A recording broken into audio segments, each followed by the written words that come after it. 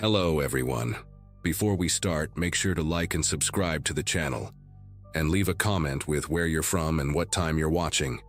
That way, YouTube will keep showing you stories just like this one. Now, let's begin. The night that changed everything started like any other Saturday in October 2019. I was 17, a junior at Millbrook High, and had been working part-time at the local grocery store to save up for a car. Life was pretty routine: school, work, hanging out with friends on weekends. That particular Saturday, our sleepy little town was buzzing with excitement because a traveling carnival had set up in the old parking lot behind the abandoned Sears. These carnivals always brought a certain energy with them: the flashing lights, the screaming from the rides, the smell of cotton candy and popcorn that seemed to cling to everything. I'd been planning to go with my three closest friends: Ashley, who lived 2 houses down from me, Kevin from my math class, and Tyler, who I'd known since elementary school. We'd all chipped in our tip money and allowances, and our parents had actually agreed to let us stay out until midnight for once. The carnival was absolutely packed when we arrived around 8 p.m. Families with little kids were starting to head home, but teenagers and young adults were just getting warmed up. The atmosphere was electric: carnival workers shouting over the noise of spinning rides, kids screaming with delight, and that constant background hum of generators powering everything. We spent the first hour hitting all the rides, trying to win stuffed animals at the game booths, and basically acting like the carefree teenagers we were. Ashley kept insisting we save the haunted house for last because she wanted to work up the courage, while Kevin was already bragging about how nothing scared him. Tyler was somewhere in between, excited but trying to play it cool. The haunted house itself was this massive black structure that took up almost a quarter of the carnival space, with fake fog rolling out from under the entrance and recorded screams echoing from inside. There was a line of about 20 people waiting to go in, and the anticipation was building with each group that disappeared into the darkness. When our turn finally came, the ticket booth guy, this scrawny dude with missing teeth and carnival tats covering his arms, gave us the usual spiel about no touching the actors, stay with your group, and follow the path. He had this raspy voice that made everything sound more ominous than it probably was. The entrance was designed to mess with your head right from the start. You had to walk through this narrow, black-painted corridor where strobe lights would flash randomly, disorienting everyone before you even got to the main part.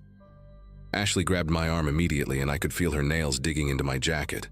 The 4 of us formed a tight cluster, with Tyler leading the way because he was the tallest, and Kevin bringing up the rear, constantly making jokes to mask his nervousness. The first few rooms were typical haunted house stuff: fake cobwebs, skeleton props that would spring out at you, recorded wolf howls and creaking door sounds. We jumped and screamed on cue, laughing at ourselves afterward and feeling pretty confident about the whole thing. But as we moved deeper into the house, the atmosphere started to change in ways I can't really explain. The rooms became more elaborate, more realistic, and the scares were more sophisticated. Instead of just jump scares, there were these psychological elements that made you question what was real and what wasn't. In one room, there was this actor dressed as a Victorian-era butler who would follow groups around, never speaking, just watching with these intense eyes that seemed to track your every movement. In another, there was a little girl in a white dress who would whisper nursery rhymes just loud enough for you to hear. But when you turned to look directly at her, she'd disappear into the shadows. The temperature seemed to drop with each room, and the air got thicker, more oppressive. What really got to me was how the actors seemed to study us, like they were picking up on who was most scared, who was trying to act tough, who was genuinely enjoying themselves. It was around the 7th or 8th room that I started to notice something strange about the layout. The path we were following didn't seem to match the outside structure of the building. We'd been walking for what felt like 20 minutes, turning corners and going through doorways that should have led us in circles by now, but somehow we kept ending up in new rooms. Ashley mentioned it first, whispering to me that she was getting confused about which direction we were heading. The rooms were also getting more isolated. We hadn't seen another group of visitors in several minutes, which was weird considering how packed the place had been when we entered. The actors were becoming more aggressive too, not just startling us but actually following us from room to room, their movements more erratic and unpredictable. There was this one guy in a blood-stained apron who kept appearing behind us no matter how fast we walked, and when Tyler tried to joke with him, the actor just stared back without breaking character. The silence was more unnerving than any scream or growl could have been. Then we entered what I can only describe as a hospital room from hell. The walls were covered in fake medical equipment. There were gurneys with body-shaped lumps under sheets, and the smell of disinfectant mixed with something metallic hung in the air. The lighting was dim and flickering, casting strange shadows that made everything look distorted. We were about halfway through when this figure emerged from behind one of the gurneys. A tall man in scrubs with a surgical mask covering most of his face, except for his eyes. His eyes were what caught my attention first. They were too bright, too focused, and they were locked directly on Ashley. Unlike the other actors who had been engaging with all of us, this one seemed to have singled her out from the moment we walked in. He started moving toward our group, but instead of doing the usual scare routine, he walked straight up to Ashley and extended his hand like he wanted her to take it. When she backed away, laughing nervously and assuming it was part of the act, he stepped closer and spoke in this low, calm voice that didn't match the chaotic energy of the rest of the haunted house. "You need to come with me," he said, reaching out again. "There's been an emergency. We need to evacuate this section immediately." His voice was steady, almost professional, but there was something about the way he was looking at Ashley that made my skin crawl. The rest of us exchanged glances, confused because this didn't seem like part of the show.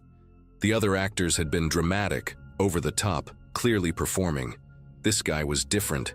He seemed too normal, too controlled. Ashley stepped back again, bumping into Kevin, and said, "No thanks, we're good." But the man didn't retreat like the other actors had when people declined to participate. Instead, he moved closer, positioning himself between Ashley and the rest of us. "I'm serious," he said, his voice taking on a more urgent tone. "There's a problem with the electrical system. I need to get you out through the staff exit." He pointed toward a door I hadn't noticed before. It was painted black like the walls and had a small emergency exit sign that was barely visible in the dim lighting.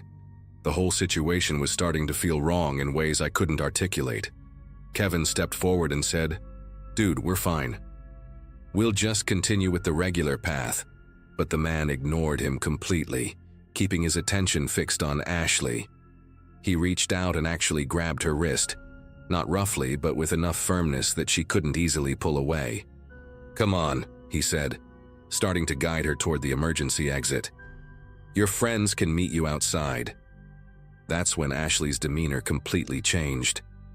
The nervous laughter stopped, and she started pulling against his grip, saying, "Let go of me," in a voice that was getting louder and more panicked.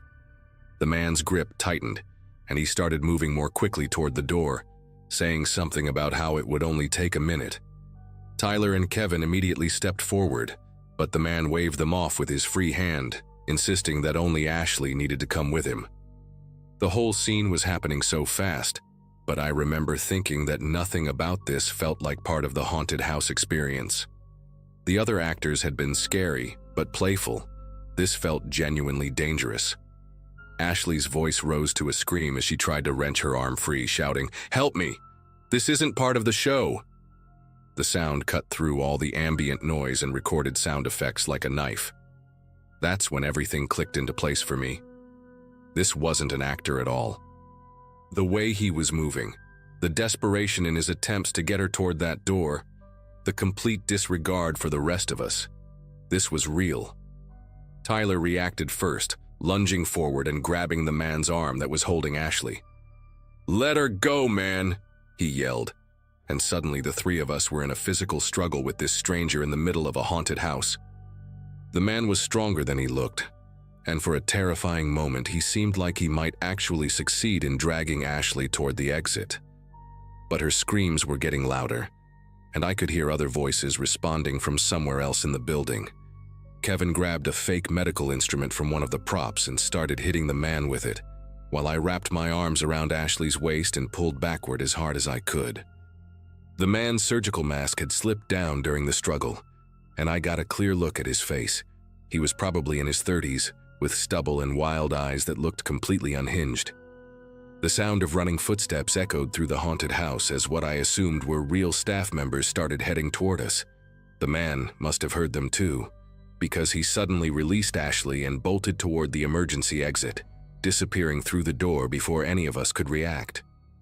Ashley collapsed against me, sobbing and shaking, while Tyler and Kevin stood there in shock, trying to process what had just happened. Within seconds, 2 actual carnival workers burst into the room, a woman in a staff t-shirt and a security guard with a flashlight. They took one look at us and immediately started asking questions. What happened? Are you hurt? Did someone bother you?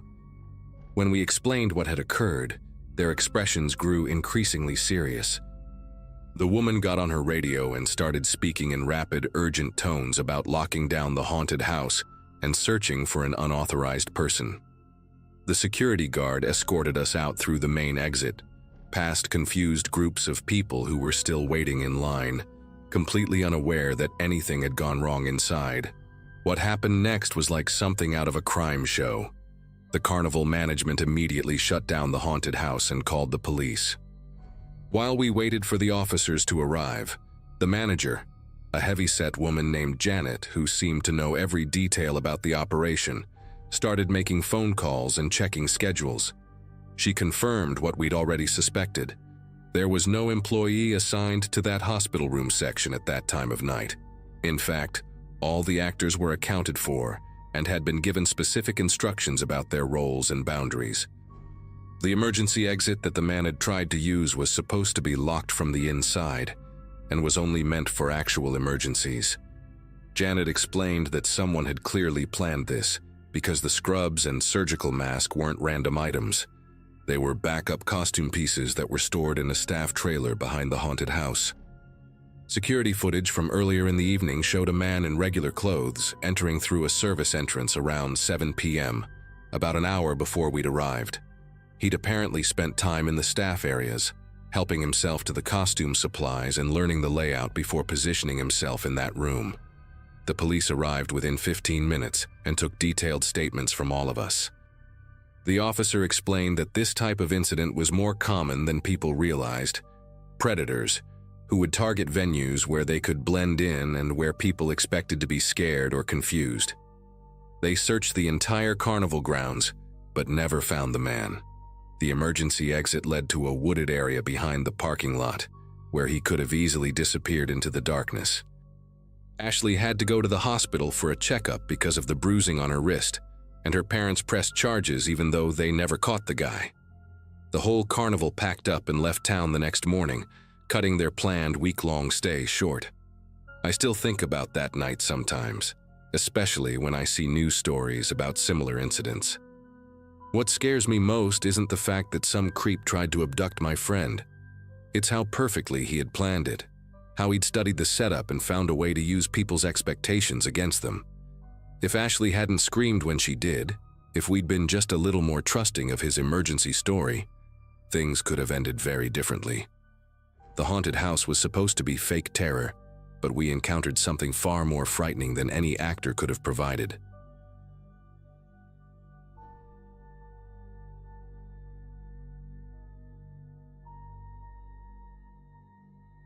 My security job with traveling carnivals across the Midwest brought me to Columbus that August, and what happened there still haunts me. 6 years into this gig after leaving the Army, I'd gotten used to the routine, breaking up drunk teenagers, finding lost kids, keeping the peace between vendors.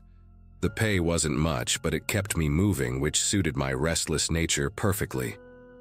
At 28 and single, I preferred the nomadic lifestyle over being stuck in some office cubicle. That week we'd set up at the Franklin County Fairgrounds, and the atmosphere felt electric with summer energy. Families streamed through the gates, kids clutching cotton candy and dragging their parents toward the rides. The carnival folks seemed upbeat, everyone falling into their familiar rhythms. After 6 years of this, I knew most of the regular vendors by name, understood their quirks, their territorial habits, the unspoken rules that kept everything running smoothly. The Hendersons were probably the sweetest couple in our traveling circus. Harold was this gentle giant with weathered hands that could craft the most intricate wooden toys, while his wife Marge made quilts that looked like they belonged in a museum.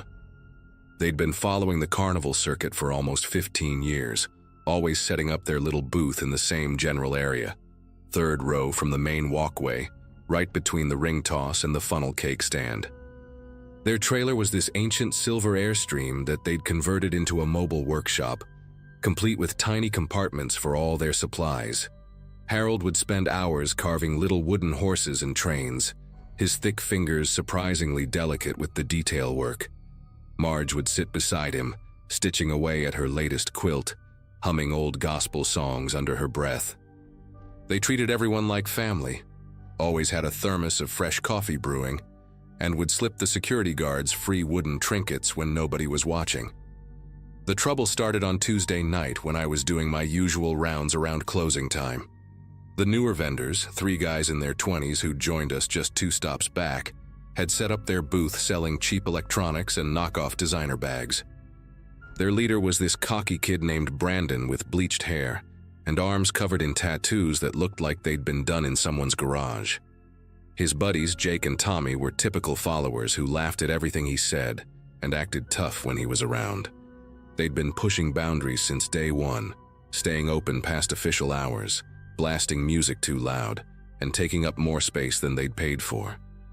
That night, I found them arguing with Harold near the equipment storage area behind the game booths. Brandon was waving his arms around, jabbing his finger at Harold's chest, while the old man just stood there taking it. Even from a distance, I could tell Harold was trying to stay calm, but his jaw was clenched tight. When I got closer, I heard Brandon accusing Harold of stealing some of their extension cords and claiming the Hendersons had been hogging prime booth space that should have gone to younger vendors. The whole confrontation lasted maybe 10 minutes, but it left a sour taste in my mouth. Harold kept insisting they hadn't taken anything, pointing out that they'd been in the same spot for years and had never had problems with anyone before. Brandon wasn't buying it, getting more aggressive by the minute, calling Harold a old-timer who needs to learn his place. Marge appeared from their trailer, probably hearing the raised voices, and tried to defuse the situation by offering to help them look for their missing supplies. But Brandon just sneered at her, making some nasty comment about how Grandma should mind her own business. That's when I stepped in, using my most authoritative voice to break things up. I told everyone to head back to their respective areas and deal with any supply issues in the morning through proper channels. Brandon gave me this look like he wanted to say more, but he eventually backed down, muttering something about how this isn't over as he walked away. Harold thanked me quietly, but I could see the worry in his eyes. Marge was clutching his arm, and both of them looked shaken in a way that made my chest tighten with concern. Wednesday morning came with an unusual stillness that made the hair on my arms stand up.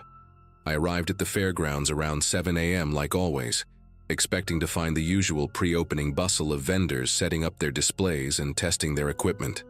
Instead, I found chaos. The Hendersons' booth space was completely empty, not just closed but stripped bare like they'd never been there at all. Their wooden display cases were gone. The hand-painted signs Marge had made were missing. Even the little wind chimes Harold had hung from the booth's corner were nowhere to be found. What really got to me was the deliberate nature of it all. Their electrical hookups had been disconnected and coiled neatly on the ground. Their water spigot was turned off, and someone had even swept the area clean of sawdust and fabric scraps. It was like they'd been erased from existence. The other vendors were standing around in small groups, whispering to each other and glancing nervously at the empty space. When I asked around, nobody seemed to know where the Hendersons had gone, but their body language told a different story.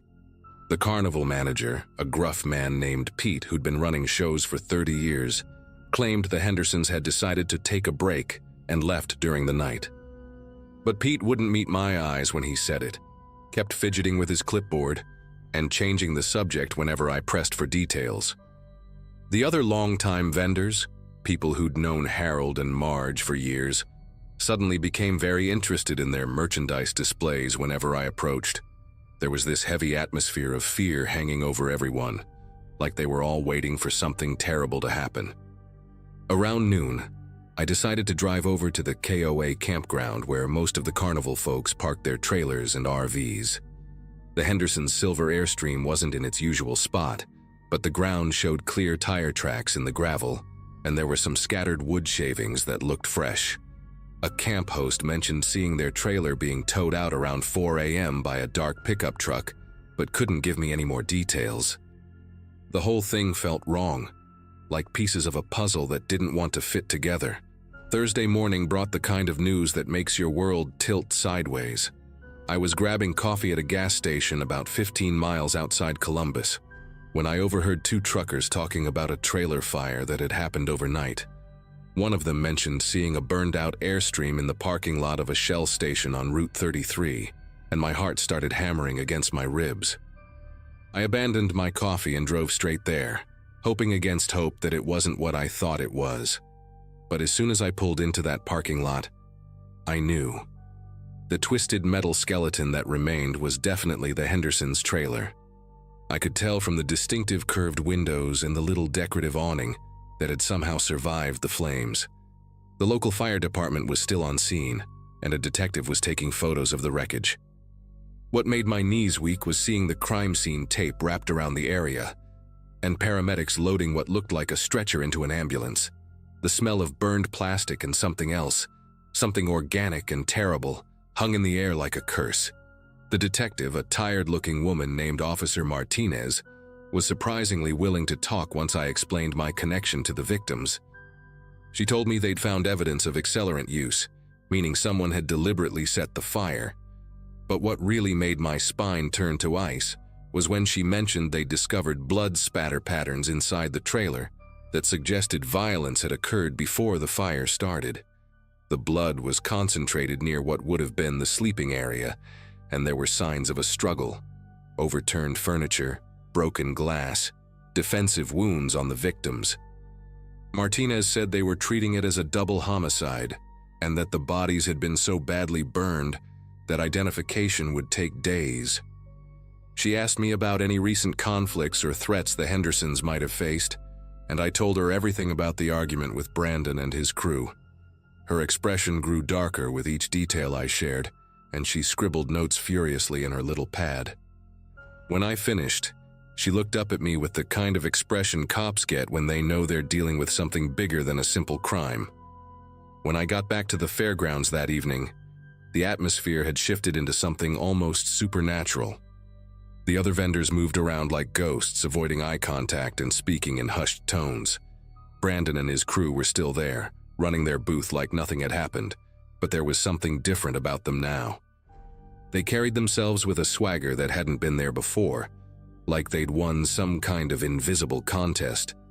Brandon caught me watching him and flashed this cold, calculating smile that made my skin crawl. He mouthed, "Accidents happen," across the crowd, then turned back to his customer like we were just having a friendly conversation. The other carnival workers seemed to be giving his booth a wide berth, and I noticed several of the longtime vendors packing up their displays earlier than usual. When I tried to talk to some of them about what they might know, they'd suddenly remember urgent business elsewhere. Mrs. Patterson, who'd been friends with Marge for over a decade, actually started crying when I mentioned the Hendersons' names, but she wouldn't say a word about what might have happened. The next morning, Officer Martinez called me with an update that made my blood run cold. She'd driven out to the fairgrounds to question Brandon and his associates, but they were gone, completely vanished, along with their merchandise, their booth setup, even their vehicle registrations from the carnival's records. Pete claimed they'd decided to move on to the next town, but couldn't provide any forwarding information or contact details. What really disturbed Martinez was that other carnival workers seemed genuinely terrified to talk about the missing vendors. Several people had mentioned something about asking too many questions and what happens to people who don't mind their own business. One older vendor had pulled Martinez aside and whispered that the carnival had its own way of dealing with problems, and that people who caused trouble had a tendency to disappear. When she pressed for specifics, the man clammed up completely and refused to say another word. Martinez told me she'd never seen anything like it. An entire community of people who were clearly afraid of something, but too scared to name what that something was. The carnival packed up and moved to the next town 2 days later, right on schedule. Like Harold and Marge Henderson had never existed at all. But I couldn't let it go. Against every instinct screaming at me to drop it, I started digging deeper into the carnival's history and discovered a pattern that made my hands tremble as I read through old police reports. Over the past 5 years, there had been at least 8 accidents or disappearances involving carnival workers who'd had conflicts with newer vendors or challenged the established order. A cotton candy vendor in Indiana who'd complained about protection money had died in a gas leak explosion. A game operator in Michigan who'd threatened to report safety violations had simply vanished one night, leaving behind only his jacket and a suicide note that handwriting experts later called questionable. Each incident had been investigated, but witnesses always seemed to develop selective amnesia, and evidence had a way of disappearing or being compromised. The more I researched, the more I realized that what I'd witnessed wasn't just a random act of violence. It was part of a systematic campaign of intimidation designed to keep carnival workers in line. The investigation into the Hendersons' murder eventually went cold, officially classified as an unsolved homicide with no viable suspects. Officer Martinez was transferred to another precinct shortly after, and the new detective assigned to the case seemed more interested in closing it than solving it. I quit the carnival circuit 3 weeks later, unable to stomach the sight of those empty-eyed vendors who knew exactly what had happened but would never speak up. The nightmares started around that time. Dreams where I could hear Marge's voice calling for help while flames consumed everything around her. I tried to contact other former carnival workers, hoping someone would finally break their silence, but most of them had disappeared into new lives or simply refused to talk. The few who did respond gave me the same chilling advice. Some questions are better left unasked, and some truths are too dangerous to know. I moved back to my hometown, got a job at a local factory, and tried to forget everything I'd learned about the dark underbelly of America's traveling entertainment industry. But every time I see a carnival setting up in a parking lot, I think about Harold and Marge, and I wonder how many other people have discovered that asking too many questions can be a death sentence.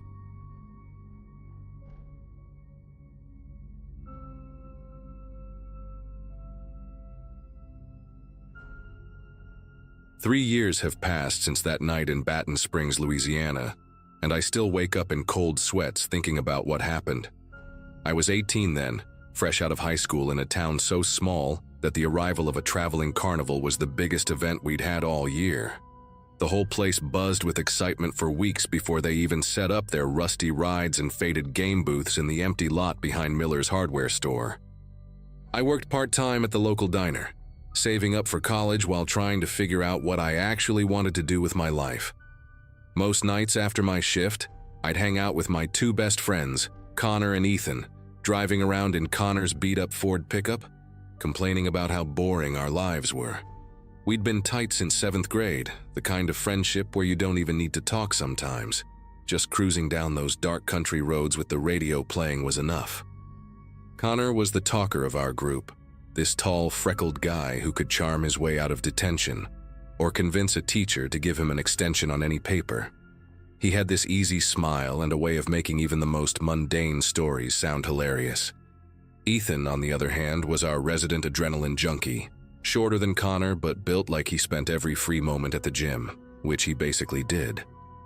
The guy was obsessed with extreme sports, always showing us videos of people base jumping or free climbing, talking about all the crazy stuff he wanted to try someday. He had this intense way of staring at you when he got excited about something, like he was trying to transfer his enthusiasm directly into your brain. While Connor and I were content to talk about adventure, Ethan actually sought it out, which is probably why that Wednesday night in July felt like destiny to him when we drove past the carnival after closing time. The carnival had been in town for about a week, and we'd all gone during regular hours a few days earlier. It was your typical small-town traveling show, a handful of rides that had seen better decades, game booths with prizes that probably cost 50 cents to make, and the smell of fried everything mixing with diesel fuel and cigarette smoke. The Ferris wheel was the centerpiece, this ancient contraption that groaned and swayed in a way that made me question the safety inspections. But Ethan had been obsessed with it since the moment he saw it, not because it was particularly thrilling, but because he'd overheard one of the carnival workers talking about how the view from the top let you see clear across 3 counties. He kept saying he wanted to ride it at night when all the lights were on, when the whole thing would feel more magical. Connor and I had laughed it off, but Ethan had this look in his eyes that I'd learned to recognize over the years. The same look he got before he convinced us to sneak into the abandoned grain elevator, or when he decided we should try cliff jumping at the quarry. That night we'd been driving aimlessly for about an hour after my shift ended, windows down, music playing softly, when we passed the carnival grounds. The place was completely dark except for a few security lights scattered around the perimeter, casting long shadows between the silent rides. Most of the carnival workers lived in trailers parked behind the main area, but even those looked quiet and settled for the night. Ethan suddenly sat up straighter in the passenger seat, that familiar excitement creeping into his voice as he pointed toward the Ferris wheel's dark silhouette against the star-filled sky. "Guys, this is perfect," he said, and I could practically hear the gears turning in his head. "The place is empty, no crowds, no screaming kids. We could actually enjoy the rides without all the chaos." Connor slowed the truck as we passed the entrance, a gap in the chain-link fence that was secured with nothing more than a padlock and chain that looked like it had been there since the 1990s. "Are you insane?" I said from the back seat, but I was already leaning forward, caught up in the possibility despite myself. "We can't just break into a carnival. That's like actual crime stuff." But Ethan was already pulling out his phone's flashlight, examining the fence line as Connor made a U-turn and parked about 50 yards away from the entrance. "Come on, man," Ethan said, turning to face both of us with that grin that meant he'd already made up his mind.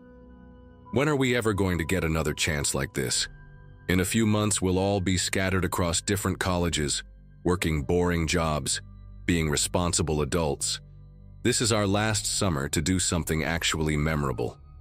He gestured toward the carnival with genuine enthusiasm, like he was presenting us with the opportunity of a lifetime.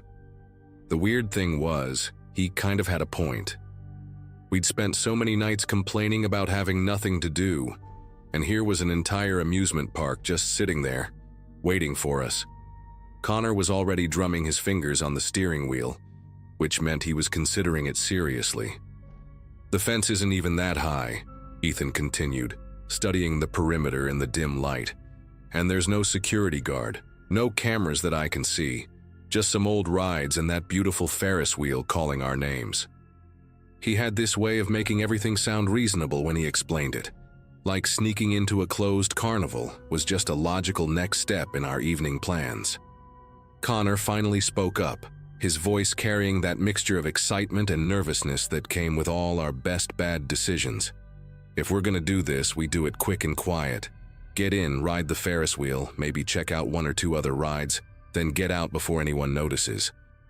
I wanted to be the voice of reason, to remind them that trespassing charges probably wouldn't look great on college applications, but honestly, the adrenaline was already starting to build in my chest. The 3 of us had always been good at talking ourselves into minor trouble, but this felt different somehow, bigger and more real than our usual teenage mischief. We parked the truck behind a cluster of pine trees about a quarter-mile down the road, far enough away that no one would connect it to us if they happened to drive by. The walk back to the carnival felt like it took forever, our footsteps crunching on the gravel shoulder while we went over the plan one more time. Ethan had appointed himself the leader of this expedition, naturally, and he'd already figured out the best spot to climb the fence, a section where the chain link was slightly bent, and there was a concrete drainage pipe we could use as a step. The night air was thick with humidity, and the sound of cicadas, typical for July in Louisiana. But there was something else in the atmosphere that made the hair on my arm stand up.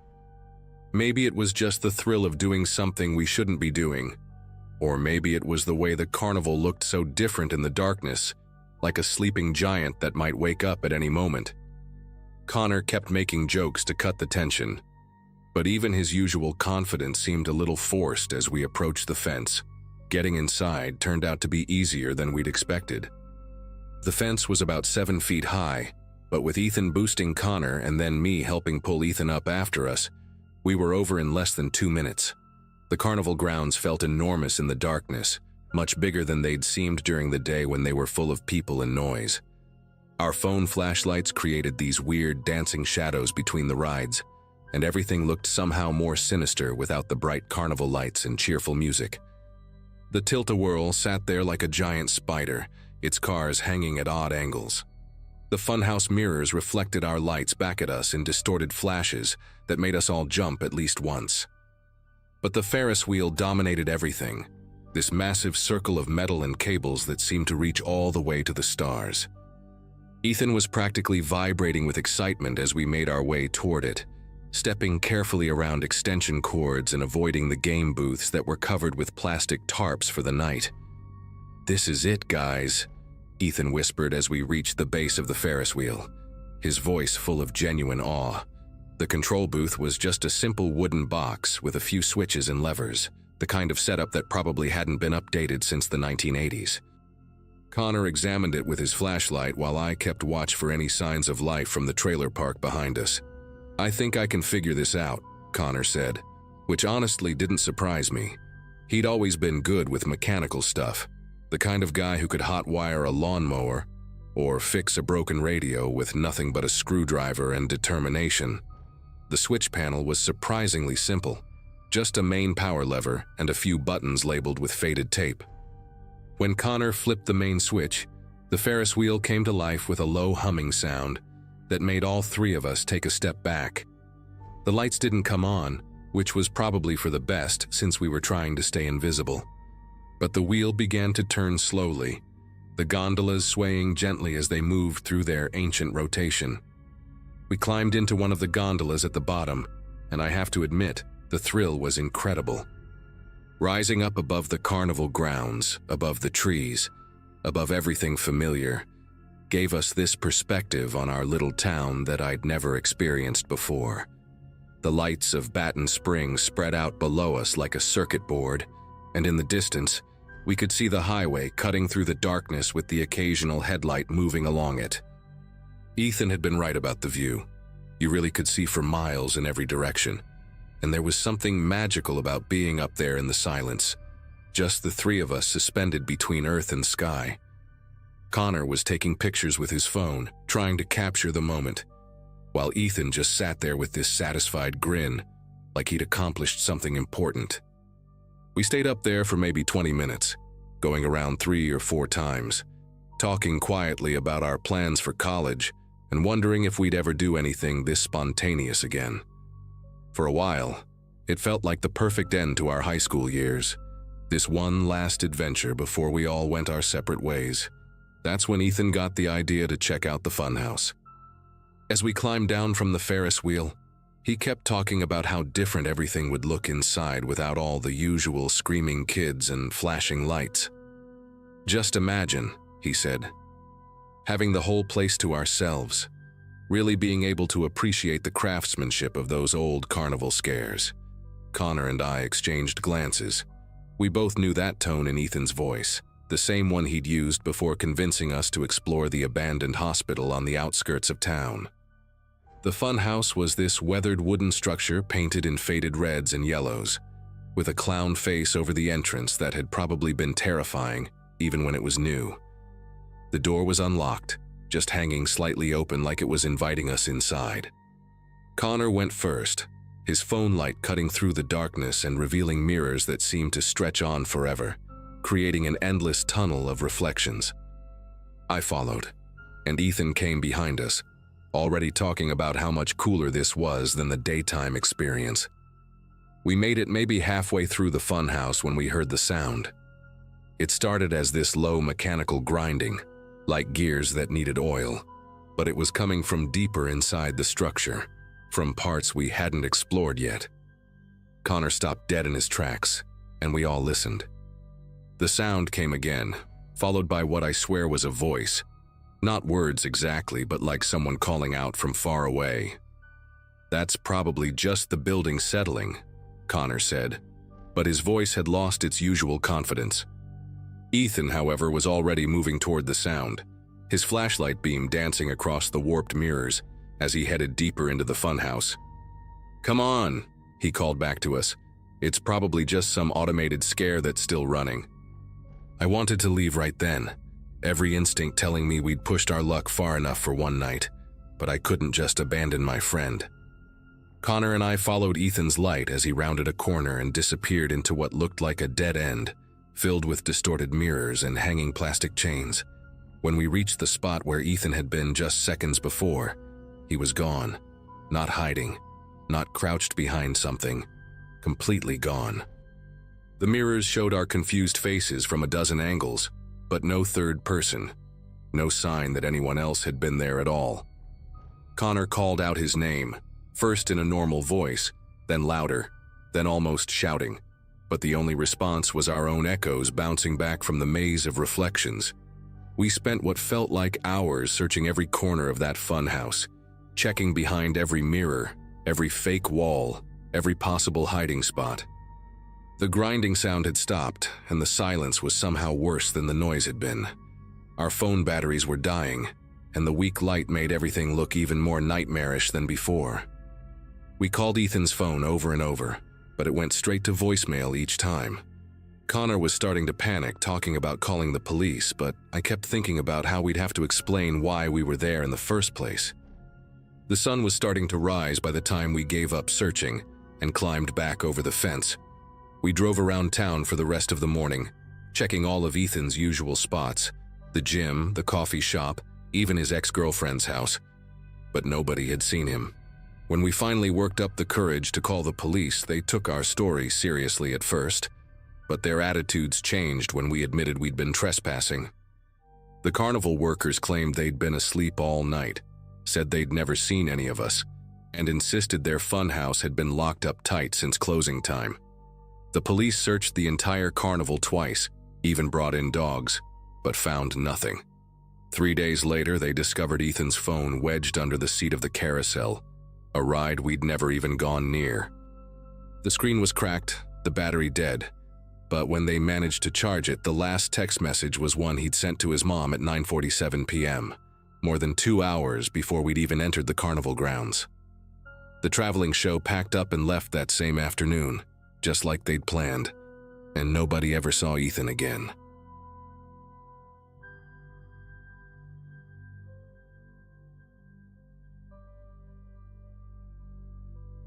The smell of fried dough and diesel fuel still makes me nauseous, even 3 years later. I was working security for Brightwood Carnival when it happened, one of those traveling shows that sets up in mall parking lots for a week before moving on. Thursday afternoon, around 4 p.m., we were doing final prep before opening night. I'd been with the company for 6 years, knew every ride operator, every game booth worker, even recognized most of the regular families who followed us from town to town.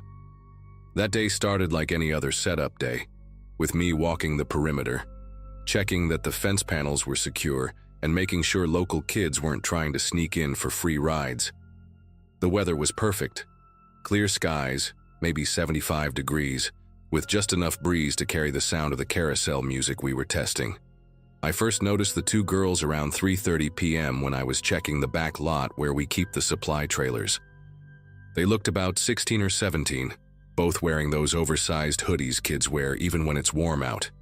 The blonde one had her phone out, doing that thing where they film themselves walking and talking. The other girl, with dark curly hair pulled into a messy bun, kept laughing and pushing her friend playfully. They were staying just outside our fence line, so technically they weren't trespassing. I watched them for a minute, making sure they weren't planning anything stupid, then continued my rounds. 20 minutes later, when I circled back, they were gone. I figured they'd gotten bored and left. Looking back now, I should have paid more attention to which direction they'd headed. Around 5 p.m., my walkie crackled with static. It was Rodney from the front gate asking if I could check Trailer 7, said he thought he heard banging coming from inside when he walked past. Trailer 7 was our main storage unit, a 40-footer we used for extra decorations, backup prizes, and seasonal props. The thing was ancient, probably from the early 90s, with rust eating through the corners and a door that needed a good shoulder shove to open properly. As I headed over there, I noticed something odd. There were fresh footprints in the dirt leading around the back of the trailer where we never really had reason to go. 2 sets of prints, both small, like from sneakers. The chain on the door was hanging loose, which wasn't right. I'd personally checked all the storage units that morning and everything had been locked up tight. The banging had stopped by the time I reached the trailer. I stood there for maybe 30 seconds just listening. Nothing but the distant sound of the Ferris wheel being tested and some crows arguing in the trees nearby. I pulled the door open. It groaned like it always did, and peered inside. The trailer was packed with the usual junk. Boxes of stuffed animals, rolled up canvas signs, those giant fiberglass clown heads we use for the funhouse. Everything looked normal at first glance, but there was this smell, something sharp and chemical, like fresh paint mixed with something else I couldn't quite place. And the air felt wrong, too still, like when you walk into a room where people just stop talking. I called out, asking if anyone was in there. No response. I should have gone in right then to check properly, but Frank was yelling over the walkie about needing help with a hydraulic leak on the tilt-a-whirl. I locked the trailer back up and headed to help Frank, but that uneasy feeling stayed with me. Around 6:30, just as we were about to open the gates to the public, I heard it, my phone ringing with a 911 transfer. That's when everything went sideways. The dispatcher's voice was all business, saying they'd received a call from 2 teenage girls claiming to be trapped inside a trailer at our location. The girl who called was whispering, barely audible, saying someone was outside, dragging something metal along the trailer walls. The dispatcher said the call had cut off abruptly, but they'd traced it to our coordinates. My chest got tight. I immediately thought of those 2 girls I'd seen earlier, the footprints by Trailer 7. I told the dispatcher I was heading there now and sprinted across the lot, my keys jangling against my hip with every step. This time I didn't hesitate. I yanked the chain off and threw the door open wide, yelling that security was here, that everything was going to be okay. The late afternoon sun cut through the darkness inside, illuminating dust particles floating in the air. I stepped inside, pushing past the first row of boxes, calling out for the girls. The trailer seemed bigger than usual, like it stretched on forever into the shadows. I found the first sign something was really wrong about halfway in, a purple phone case decorated with holographic stickers, lying on the floor between 2 stacks of prize boxes. Next to it, fresh scratches in the dirty floor, like someone had been dragged, or like they'd been trying to claw their way toward the door. The chemical smell was stronger here, mixed with something else now. Perfume, the fruity kind teenagers wear. But the girls were nowhere. Just that phone case, and those scratches and a single white sneaker wedged behind a crate of carousel horses. The police arrived within minutes, 3 patrol cars and an unmarked detective's vehicle. They cleared everyone out of the back lot and started processing the scene. I gave my statement maybe 4 or 5 times, each officer asking the same questions in slightly different ways. Did I see anyone else near the trailer? Had any employees reported anything unusual? Were all our workers accounted for? The detective, a woman named Garrett with tired eyes and coffee stains on her blazer, had me walk her through everything while a forensics team combed through the trailer. They found the second phone wedged deep between 2 boxes near the back wall, the screen cracked but still functioning. The last outgoing call was to 911 at 6:27 p.m. They also found long scratches on the inside of the door, fresh ones that hadn't been there that morning. What they didn't find was any sign of how 2 teenage girls could have vanished from a locked trailer in broad daylight. The carnival shut down that night, obviously. We spent hours checking every single trailer, every ride compartment, every possible hiding space. The police brought in dogs, and they went crazy near Trailer 7, but lost the scent about 50 feet away, right where the asphalt of the parking lot began. By midnight, there were news vans in the lot, and worried parents screaming at the police to find their daughters. Turns out the girls were Mackenzie Reeves and Jordan Castellanos, both juniors at Westfield High. Good kids, according to everyone. Mackenzie was on the volleyball team. Jordan played violin in the school orchestra. They'd told their parents they were going to the mall, but had decided to check out the carnival setup instead. Their social media showed they'd been posting videos all afternoon, tagging the location, filming themselves doing dances with the Ferris wheel in the background. The last post was at 4:47 p.m., a 10-second clip of them approaching the back fence, with Mackenzie saying they'd found a cool spot for photos. Here's what really messes with my head, even now. When the forensics team processed that phone they found wedged between the boxes, they discovered something that made everyone go quiet. In the phone's video gallery was a 3-minute recording, time-stamped at 6:21 p.m. The video was mostly black. They were obviously inside the trailer with no light, but the audio was clear. You could hear both girls breathing heavily, whispering to each other about staying quiet. Then, at the 1:47 mark, there's this sound. Metal scraping against metal, slow and deliberate, like someone dragging a crowbar or a pipe along the outside of the trailer. The girls go completely silent. The dragging sound stops right where the door would be. You can hear the chain rattle slightly. Then Mackenzie's voice, barely a whisper. "Jordan, there's someone under the floor." The video cuts to static after that. But here's the thing. Trailer 7 doesn't have a floor hatch. We checked. The police checked. They even brought in ground-penetrating radar. Solid concrete pad underneath, no basement, no access tunnels, nothing. The search expanded over the next 3 days. They brought in state police, FBI, even volunteer search teams from neighboring counties. Every employee was questioned, polygraphed, had their background scrutinized. Norman, one of our game operators, got hauled in twice because he'd had a minor drug conviction 10 years ago. But his alibi was solid. He'd been live streaming himself playing video games from his apartment all afternoon. They dredged the retention pond behind the mall, searched every abandoned building within 5 miles, checked every registered sex offender in the state. Nothing. It was like those girls had evaporated into thin air. The media had a field day with it. The vanishing at Brightwood Carnival, they called it. Theories ranged from human trafficking to cult kidnappings to some serial killer targeting teenagers. But none of it made sense. How do you make 2 people disappear from a locked trailer in the middle of a busy carnival setup, with dozens of workers around, in broad daylight? On the 4th day, something happened that made me quit the carnival business for good. I'd gone back to the lot to collect my personal belongings from the office. The police had finally cleared it as no longer an active crime scene. It was early morning, maybe 6 a.m., and fog was rolling in from the fields nearby. As I walked past Trailer 7, I heard it again. That same metallic dragging sound from the video. My whole body went rigid. The sound was coming from inside the trailer this time, not outside. I could see the police tape across the door, still intact. But that sound kept going, rhythmic and deliberate, like someone was dragging something heavy across the floor in there. I called 911 immediately, backing away from the trailer while keeping my eyes locked on that door. The sound stopped the moment I started talking to the dispatcher.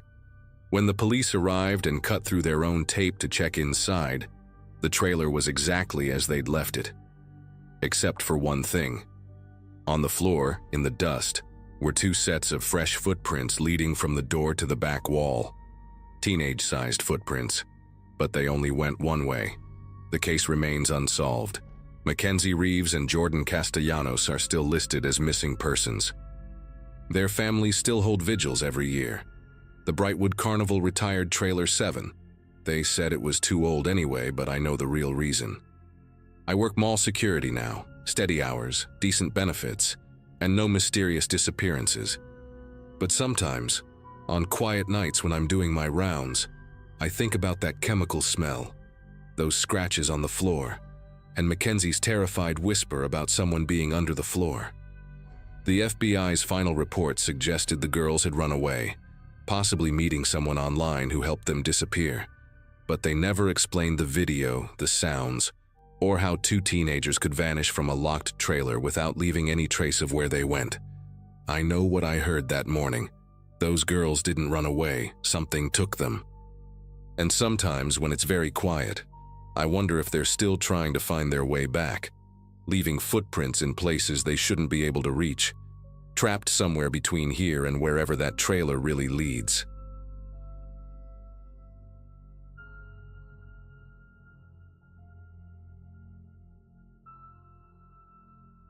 The call came in at 11:47 p.m. on a Thursday night in September 2004. I'd just finished my patrol shift and was pulling into my driveway when dispatch crackled through about a missing teenager. Melissa Thornton, 15 years old, hadn't come home from the county fair. Her mother was frantic, said Melissa promised to be back by 9. I remember sighing, thinking it was probably just another kid pushing curfew, maybe sneaking off with some boy. God, how wrong I was. I turned my cruiser around and headed back to the station, the radio chatter already picking up as more units got involved. Melissa was a good kid, straight-A student at Ridgemont High, played clarinet in the band. Her best friend Caitlin told us they'd gone to the fair together around 6 that evening with a group from school.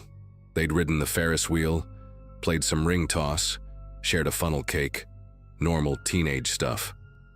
But around 8:30, Caitlin said Melissa wanted to ride the Gravitron one more time before they left. Caitlin had already thrown up once from the spinning and decided to wait by the ticket booth. She watched Melissa hand her ticket to the operator, a guy with bleached tips in his hair and a faded Metallica shirt. That was the last time anyone saw her. The Gravitron operator's name was Ricky Sawyer, according to the Carnival's employment records. 28 years old, been with Lone Star Amusements for about 6 months. When we went to question him the next morning, his trailer was empty. Bed still made, clothes gone, truck gone. The Carnival manager, a weathered old guy named Earl, said Ricky had worked the late shift, closing down the Gravitron around 11. Nobody saw him after that. Earl tried calling Ricky's cell, but it went straight to voicemail. The timing was too convenient to ignore. Girl goes missing from his ride and he vanishes the same night. We searched everywhere, the fairgrounds, the surrounding fields, even dragged the pond behind the old drive-in theater. 3 days later, a couple kids riding bikes found Melissa's purse in the drainage ditch that ran along the back of the Carnival lot. Her wallet was still inside, along with her house keys and the friendship bracelet Caitlin had made her. But there was something else in there too.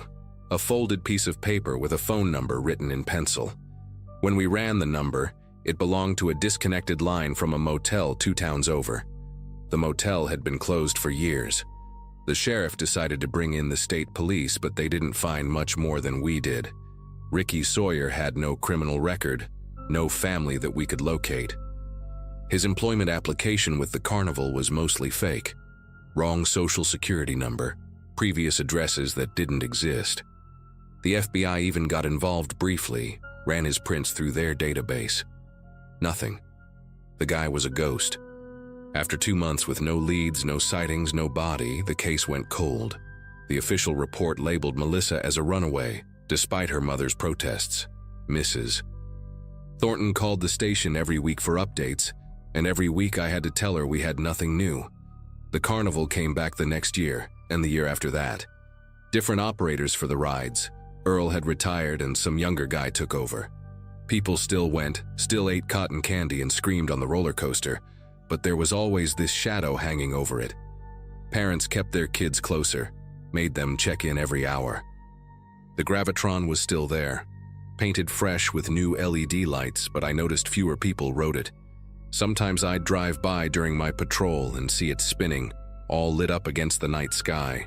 And I'd think about Melissa stepping through that metal door and never coming back out. Then it happened again. September 2007, 3 years almost to the day after Melissa disappeared. Another 15-year-old girl, Brittany Hawkins. Same story. Went to the fair with friends. Wanted one last ride on the Gravitron before heading home. Her friend waited outside, saw her go in. When the ride stopped and everyone stumbled out dizzy and laughing, Brittany wasn't with them. The operator, a woman this time with a sleeve of Carnival-themed tattoos, said she never got on. but Brittany's friend swore she watched her climb inside.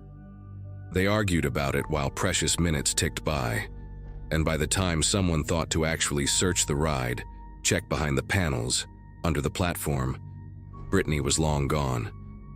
This time I didn't wait for backup. I raced to the fairgrounds with my siren blaring, skidded to a stop right in front of the Gravitron. The operator was still there, chain-smoking cigarettes and insisting she'd never seen the girl. But something about her story didn't sit right. She kept mentioning that she'd just started working there 2 weeks ago, kept saying how she didn't know anything about the ride's history.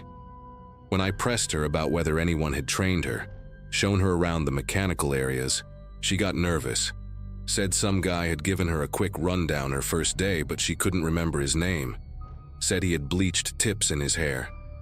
My heart nearly stopped. I called for every available unit, had them lock down the fairgrounds. Nobody in or out. We searched every ride, every game booth, every trailer. The new Carnival manager was cooperative but confused. He'd never hired anyone matching Ricky's description. We tore the Gravitron apart, literally. Had the fire department bring in cutting tools, removed every panel, checked every inch of the machinery. That's when we found it. Behind the main control panel, there was a space about 3 feet wide that ran along the back wall of the ride. It wasn't supposed to be there according to the manufacturer's blueprints. Someone had modified the ride, created a hidden compartment. Inside, we found strands of long blonde hair caught on a rough metal edge. They matched Brittany's. The space led to a maintenance hatch that opened underneath the ride's platform. From there, someone could crawl through the support structure to the back of the fairgrounds, completely unseen. We followed the path and it came out near the drainage ditch where Melissa's purse had been found. But Brittany wasn't there. What we did find was a Carnival worker's uniform stuffed behind some equipment boxes. It had a Lone Star Amusements logo from 2004, the company that ran the fair when Melissa disappeared. Security footage from the nearest businesses showed a figure in dark clothes walking away from the fairgrounds around the time Brittany vanished, but the quality was too poor to make out any details. We kept the fair closed for 3 days, brought in search dogs, checked every storm drain and abandoned building within 5 miles. The FBI took over, said it was clearly the same perpetrator. They analyzed the hidden compartment, found DNA from multiple sources. Some of it matched Melissa, confirming what we'd feared all along. There were other samples too, older ones that didn't match anyone in the system. The investigation revealed that the Gravitron had been sold between several Carnival companies over the years. Impossible to track all its previous locations. Each time it moved, the hidden compartment went with it, and God knows how many girls had been taken through that secret hatch over the years. Then we got the break we needed. A gas station attendant in Arkansas called in a tip, said a man matching Ricky's description had been coming in regularly, always paid cash, always nervous. State police set up surveillance and spotted him leaving a rundown trailer park. When they moved in to arrest him, he tried to run. They found Brittany in a locked storm cellar behind his trailer, dehydrated and terrified but alive. She'd been there for 5 days. Ricky, whose real name turned out to be Richard Jankowski, had been following the Carnival circuit for over a decade, sometimes working for them, sometimes just showing up when they came to town. He knew which rides had been modified, knew when to strike. He confessed to taking Melissa and 4 other girls across 3 states. Only Brittany survived. They found remains buried in various locations he'd marked on a map he kept. Melissa was buried in a field outside Texarkana. Her mother finally got to bring her daughter home.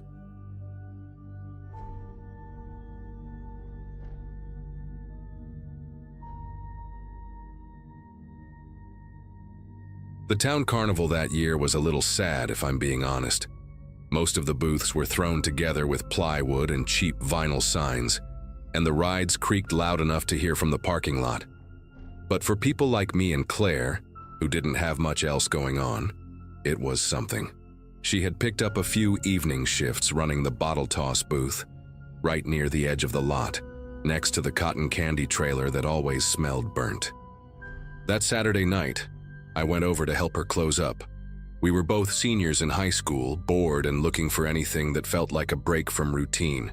It was one of those nights where everything felt a little unreal, not in a magical way, more like we were moving through a set someone had forgotten to take down. The music had stopped, the lights were dimmed, and most of the workers had packed up or were hanging around the food trucks out back. Claire still had to pack the leftover prizes and pull down the tarp, so I offered to stick around. We laughed a lot while cleaning. She kept tossing rubber ducks at me like they were dodgeballs, and I kept trying to stack the oversized plush frogs in a pyramid. Dumb stuff, but it felt like our own private version of the fair. After we finished, we wandered a bit. There was this weird mirror tent a few booths over, all shut down with a thin chain looped around the entrance poles. Claire said she'd never actually gone in while it was open. The flap wasn't locked, so I pulled it back, and we stepped inside. It was almost pitch dark except for one emergency bulb flickering in the ceiling. The mirrors were warped in strange ways. Some stretched us tall, others compressed our faces. We stayed maybe 5 minutes, just long enough to take a few silly pictures with Claire's phone, and then leave because the air inside felt too warm and stale. On our way back to the booth to grab her backpack, we took a few more pictures. Goofy poses near the prize shelves, Claire sitting on the booth counter pretending to sell me an invisible soda. I didn't notice it at the time, but there was this tight silence settling over everything. No bugs chirping, no distant chatter, just the hollow echo of our own footsteps on gravel. We joked about being the last 2 people alive in the world, and Claire kept making dramatic zombie noises behind me while I tried to take a panoramic shot of the dark fairgrounds. We didn't feel scared. Not then. The next morning, we were at her place, scrolling through the photos while eating cereal straight from the box. We laughed at most of them, Claire making duck lips in front of the mirror tent, me holding a plastic sword like some dollar store knight. But then we hit one that made her pause. It was a blurry shot of me near the shelf of plush bears, and over my left shoulder, tucked between the edge of the booth and the cotton candy trailer, there was someone. At first we thought it was just a shadow, but when we zoomed in we saw a face. White paint smudged across the mouth, eyes ringed in dark circles. It looked like clown makeup, only not the kind made for kids' parties. More like it had been rubbed half off with a dirty towel. We scrolled to the next picture. He was closer, still half hidden but unmistakably the same man. We hadn't seen him. Neither of us remembered anyone near us that late. And yet there he was, showing up in 3 more photos, always moving in, just enough to be noticed if you knew where to look. By the last photo, he was standing near the mirror tent entrance, angled like he was watching us from the shadows. His posture wasn't aggressive. If anything, it was too still, too deliberate, like someone trying not to be seen but wanting to be caught on camera. Claire got real quiet. She locked her phone and sat back, like she didn't want to hold it anymore. I tried to play it down, said maybe it was a leftover prop from one of the haunted booths, or a carny trying to mess with people. But deep down, I was unsettled. The man wasn't smiling or waving, just lingering. And that smeared makeup, it looked sloppy, not staged. Like he'd been wearing it all day. We decided to go back to the carnival grounds and talk to someone, just in case it wasn't a prank. The guy at the front gate, some older security guard named Carl, listened while we showed him the pictures. His face changed after the second one. He told us to wait and walked into the trailer near the entrance. A few minutes later, he came back with another guy in a windbreaker and a badge clipped to his belt. They brought us inside and pulled up the camera feeds from the night before. The system had grainy angles, mostly from the corners of the lot, but it didn't take long. Around 9:30 p.m., the cameras caught the same man crouching behind the game booths, slipping between the prize trailers and waiting. What chilled me was that he never seemed to move unless no one was watching. He just waited. They showed us nearly 30 minutes of him moving in and out of frame. Never running. Always just stepping into some dark corner, staying low, like he knew exactly where the cameras couldn't reach. He circled the booths we were at, stayed near the mirror tent longer than anywhere else. At one point, he stood just outside the flap while we were inside, barely a foot away. That was the part that stuck with me the most. How close he was without us ever knowing. I kept thinking about the silence we'd joked about, how it had felt hollow, like the night was holding its breath. Turns out maybe it was. Claire couldn't stop pacing after we left the trailer. She kept checking behind us like she expected him to appear in broad daylight. The police came later that afternoon, took statements, and got copies of the footage. They said they'd patrol the grounds and check with other staff, but no one had seen him before or since. No missing persons reports matched his face, and no one working that night recognized him, not even among the drifters who sometimes joined the setup crew. They treated it seriously, but after a week passed with nothing, the urgency just faded. Claire deleted the photos eventually, said she didn't want that face sitting in her gallery. I kept one though, not for some dramatic reason. It's just that something about the way he was looking, or rather, not looking, stuck with me. He wasn't staring at us. His head was always turned slightly, like he was watching something else just out of frame. And I guess that's what's bothered me the most. The idea that maybe he wasn't hiding from us. Maybe he was waiting for something, or someone, else entirely. And we just happened to wander into his quiet little orbit for a few minutes. The Carnival packed up a few days later.